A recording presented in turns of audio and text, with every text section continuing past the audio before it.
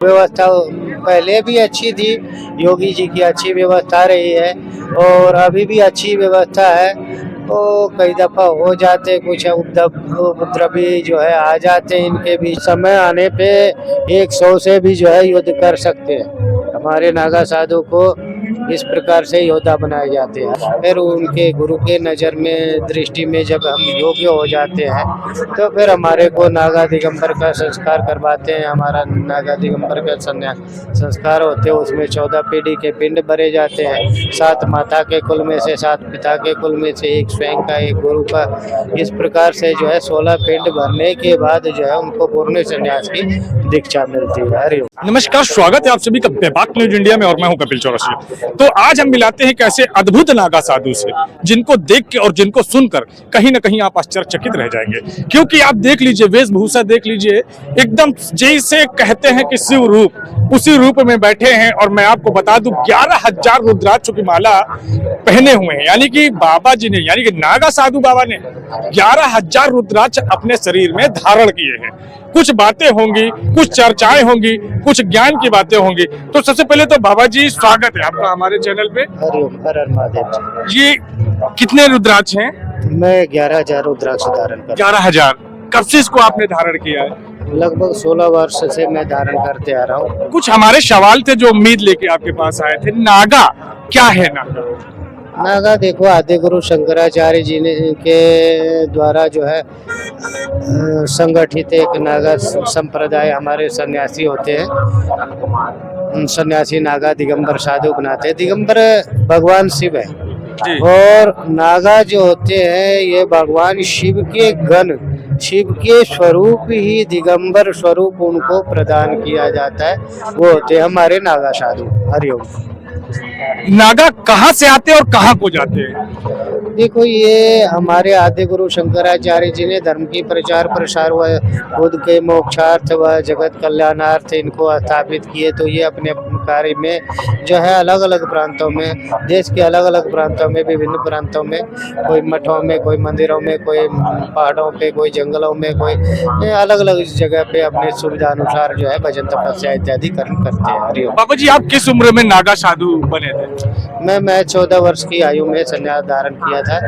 अभी मेरे 41 वर्ष आयु हो रही है। हरिओम। क्या परंपराएं होती हैं? देखो, हमारी परंपरा होती है, हमारे को दिनचर्या सिखाए जाते हैं। गुरु महाराज से संन्यास की दिनचर्या जो है वो सिखाई जाती है और साथ में बहुत सारी क्रियाएं होती है हमारे को करने होते हैं। उसके बाद जो है हमारे को पहले ब्रह्मचारी की दीक्षा देते हैं। ब्रह्मचारी बना के कुछ समय तक रखते हैं। फिर उनके गुरु के नज़र में दृष्टि में जब हम योग्य हो जाते हैं तो फिर हमारे को नागा दिगंबर का संस्कार करवाते हैं। हमारा नागा दिगंबर का संस्कार होते हैं, उसमें 14 पीढ़ी के पिंड भरे जाते हैं। 7 माता के कुल में से, 7 पिता के कुल में से, एक स्वयं का, एक गुरु का। इस प्रकार से जो है 16 पिंड भरने के बाद जो है उनको पूर्ण संन्यास की दीक्षा मिलती है। हरिओम। एक नागा को किस तरह से शस्त्र और शास्त्र की शिक्षा दी जाती है?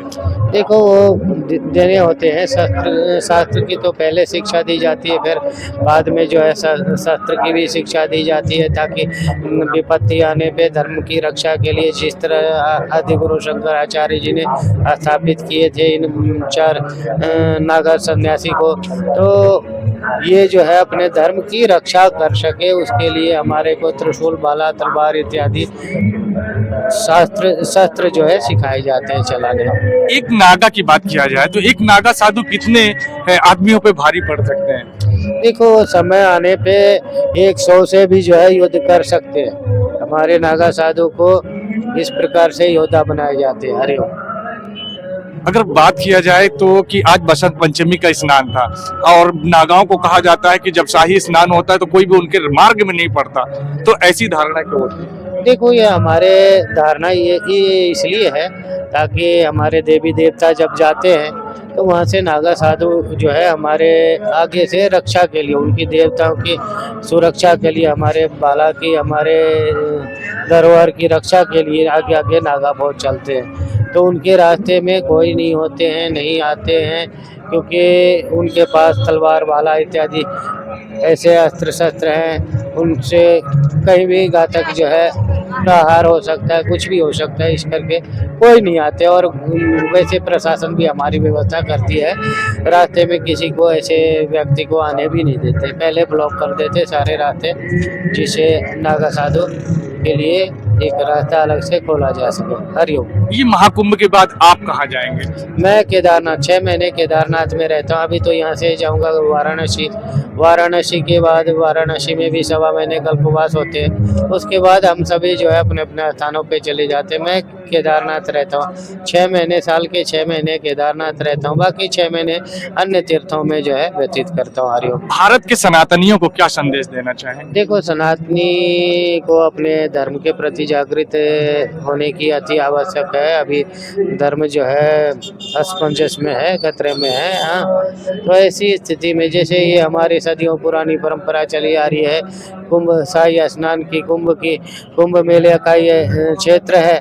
हाँ, सदियों से चली आ रही है। अभी कोई और आके इस भूमि को भी अपना बता रहे हैं। तो हमारे कहीं न कहीं हमारे सनातनियों को जागृत होने की आवश्यकता है। जैसे पश्चिम बंगाल में है, पश्चिम बंगाल इत्यादि स्टेटों में ऐसा हो रहा है कि हिंदू को अपने घर में ही छुप के रहने पड़ते हैं।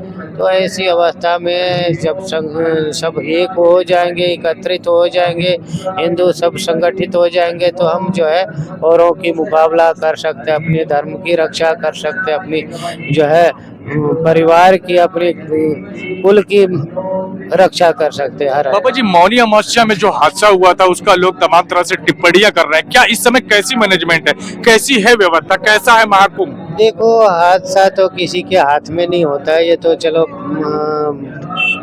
क्या कह सकता हूँ इसमें, चलो ये कोई हर्ष शोक की विषय है। हाँ, और हम सभी जो है इसके लिए परमात्मा से प्रार्थना करते भी, परमात्मा जो यहाँ पे मृत्यु को प्राप्त हुए उनको परमात्मा सदगति दे। और देखो, व्यवस्था पहले भी अच्छी थी, योगी जी की अच्छी व्यवस्था रही है और अभी भी अच्छी व्यवस्था है। तो कई दफ़ा हो जाते कुछ उपद्रवी जो है आ जाते हैं इनके बीच में, जो कि कुछ ऐसा कर देते जिससे हादसा हो जाता है।